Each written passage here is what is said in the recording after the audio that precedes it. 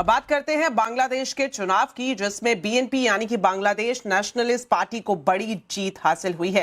BNP के अध्यक्ष तारिक रहमान बांग्लादेश के अगले प्रधानमंत्री होने वाले हैं। बीएनपी के खाते में 211 में से सबसे ज्यादा सीटें मिली हैं और वहीं जमाते इस्लामी के नेतृत्व वाले गठबंधन को 70 सीटें और अन्य की बात करें तो सिर्फ 18 सीटें मिली हैं। बांग्लादेश में बीएनपी की जीत के बाद प्रधानमंत्री मोदी ने भी तारिक रहमान को बधाई दी है। पीएम मोदी ने पोस्ट किया कि ये जीत जनता के आप पर भरोसे को दिखाती है। तारिक रहमान ने अपनी मां खालिदा जिया की मौत के बाद पहली बार बांग्लादेश में चुनावों का नेतृत्व किया। उन्होंने खुद भी पहली बार ही चुनाव में हिस्सा लिया।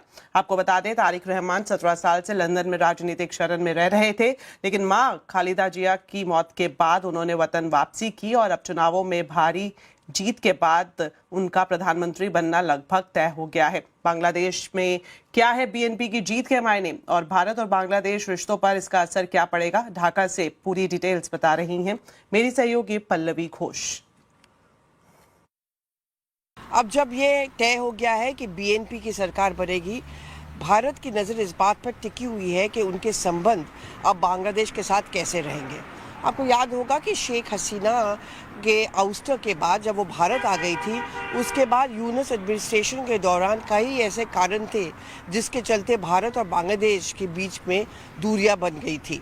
एक तो भारत को ये लगने लगा था कि बांग्लादेश यूनुस एडमिनिस्ट्रेशन के तहत चाइना और पाकिस्तान के ज़्यादा करीब हो रहे थे।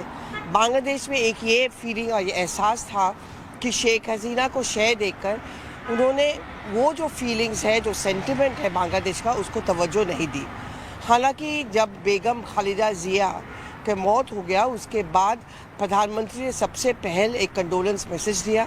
इसके अलावा विदेश मंत्री एस जयशंकर भी ढाका आए और उसके बाद भी जब तारिक रहमान जीते, बीएनपी जीती, सबसे पहले कॉन्ग्रेचुलेटरी मैसेज भारत की तरफ से प्रधानमंत्री का ही आया, वो भी बांग्ला में। अब भारत चाहती है कि ये संबंध सुधरे, उतना ढाका भी चाहती है, क्योंकि दोनों के बीच में आर्थिक कारण भी है।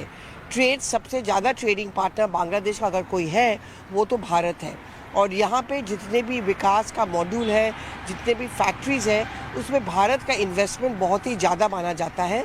इसलिए हालांकि धीरे धीरे सुधार होगा, लेकिन बीएनपी ने औपचारिक रूप से ये बात कह डाला कि हम चाहते हैं कि बांग्लादेश के भारत के साथ हमारे संबंध अच्छे हों, क्योंकि यहाँ पे नौकरियों की भी ज़रूरत है, यहाँ पे विकास की भी ज़रूरत है और ऐसे में बांग्लादेश अगर भारत से दूरी बना के रखती है तो उनको नुकसान पहुंच सकता है।